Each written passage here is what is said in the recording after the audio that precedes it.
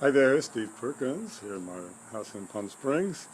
Been a while since I've bothered you, but it's been a long hot summer and there's a limited time where you can work outside, so literally about an hour and a half or something in the morning.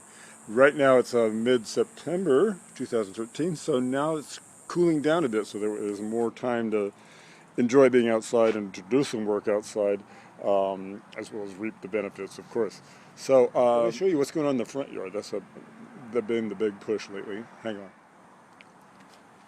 So on the front yard here, some solar path lights, which, are a mixed bag. If the batteries aren't any good, then the batteries aren't good. You have to keep replacing them.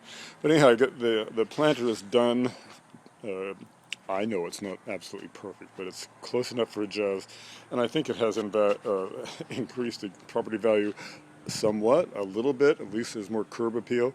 And I just a couple of days ago put these junipers in, and they will grow nice and tall. And it's just fine here for this side because it gets east sun and no afternoon sun, so that it won't get cooked and baked. These are dwarf lantanas, and they have a combination of yellow, orange, and pink and red blossoms all on the same stem, so they're kind of cool. And I've just got the drip irrigation begun to service all these guys.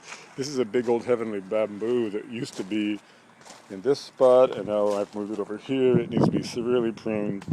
The honeysuckle, this is kind of a mystery. It doesn't look like it's doing well. It looks like it's not living on the ends, although there was some growth on the top, which I pruned because it was getting cooler, and they're already very, very leggy. But the good news is there's greenery halfway down and at the roots, so I know the roots are good.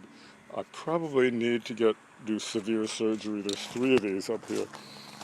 I've got solar lights on the wall here just because it's just a very, very dark corner. It's kind of cool because there's just one panel that draws the energy and then services these 3 that are run by cords. Anyhow, same situation with these other honeysuckles. There's growth at the base, but not on the top. And I've already pruned a lot, but I need to do a lot more. Anyhow, just yesterday, I planted 3 bougainvillea and purple, what are they called, grasses here, fountain plants. And they will do pretty well against this wall, and the pink and purple will go together. Although pink is not my favorite or the most masculine color, but it kind of works against this rosy colored cinder block. So be it. And they're doing okay. Yesterday when I was digging the holes for all these, this guy got down about 6 inches, and I hit a rock, and I was hoping it was going to be a nice boulder that I could use, because it's happened in the backyard several times. It's just amazing what's under the soil here. There's a lot of boulders, and they're all rounded, so that means that they've been tumbled by water and geologic action over the millennia. So there's some history here. Every time you pull up a boulder, it's like growth rings on a tree. Anyhow, but this is the boulder that I pulled out. Well, I started to pull out, but I had to have help because it probably weighs 250 pounds.